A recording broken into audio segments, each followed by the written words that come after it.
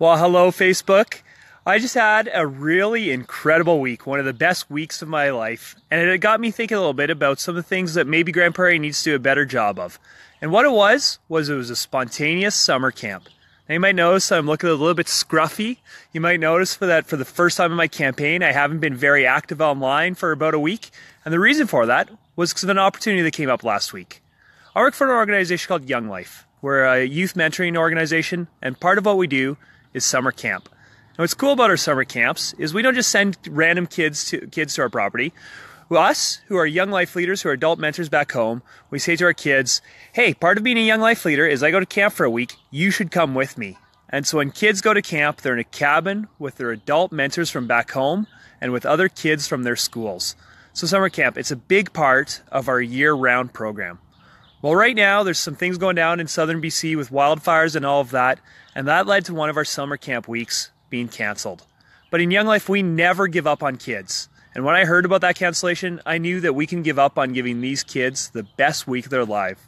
So within 5 minutes of getting that email, I called up the area directors in other parts of the province, said, you guys should come to Grand Prairie, and I promise that I'll put on a sweet 5 days for your kids. Of course, when I made that phone call, I had no idea how I was going to house them, how I was going to feed them, or what I was going to do with them. So it was a big risk I took, but I really thought that being in this great community, I could pull it off. And the biggest reason I did this was because it was really important for these kids. It's a big part of their year. Many of them had been looking forward to going to our camp for years and years. Many of them had been fundraising for their trips for months. And the biggest, hugest reason I did it was for the teenagers. But also part of what crossed my mind was that this would be really good for Grand Prairie. You see, I know that there's people that think, Grand Prairie, what could be up there? It's just some dirty oil town in the middle of nowhere. And of course, if you live here, you know that's far from the truth. I know that when I moved here, it took me about 6 months to realize, wow, this is actually an incredible city that I want to spend the rest of my life in. I've talked to many other people that have had that same experience. And so I knew that when I had this summer camp, when I had over 110 teenagers and their adult volunteers showing up here in Grand Prairie, I knew I'd give them a great time, and that would be good for us as they went back home. What was really incredible at this camp was in 72 hours notice, we had over 70 volunteers stepped up to help out. We had over $10,000 in gifts in kind given towards giving these kids an awesome week. Two highlights of those gifts in kind was Bear Lake Bible Camp. Within about an hour of our camp week being canceled, said, hey, we'll let you come out here for an afternoon. And they let us do paintball, they let us do their giant adrenaline thing, they let us swing, they let us just hang out in their lake. What was really cool about it, though, was that was their one day off before camp, and their counselors volunteered to give our kids an awesome time. And that makes an impression on people. Another cool part of camp was we had this massive shaving cream fight. We always do that at Young Life camps. We get kids covered head to toe in shaving cream. The reason is, for those of them that are obsessed with the great hair or having the perfect clothes or whatever, they get covered in mess and they're laughing, having a good time, and they see that, hey, here at Young Life, it's okay to just be yourself. You don't have to have a great image to be accepted and to have fun. Well, usually at the end of these shaving cream fights, we hose them down with cold water, and it's a real bummer way to finish. Well, I got to put a nice Grand Prairie touch on this.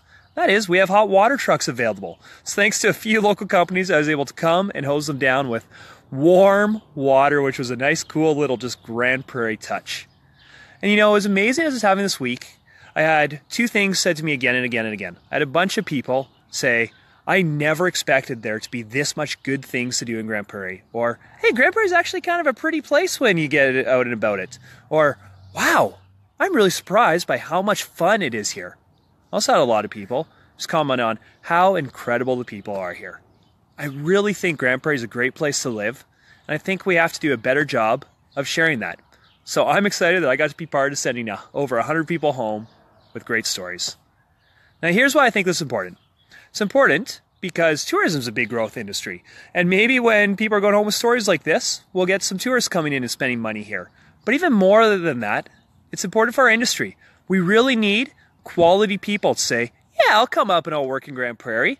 And when they get up here, we need them not just to put in a year, but we need them to say, yeah, I'll raise my family here and I'll become a real leader in business and nonprofit and in the community. So we need people to come up here and work. We also need when people working in the head offices in Calgary or Edmonton here at Grand Prairie, we need them to have a positive vibe so they're more likely to invest here. I think that it's really important that the region feels good about our city.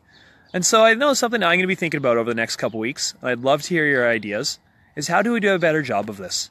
How do we do a better job of the stories coming out about Grand Prairie nationally not being about our crime rate and not being those other bad news stories, but how do we get more of this positive press around the country?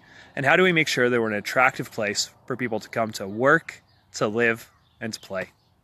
I'd love to hear your thoughts. Tag me on Facebook. Go to my website. Find my contact information there. Or when you see me in the community, stop me on the streets. I'm excited to figure out how to build this community with you. Thanks, guys.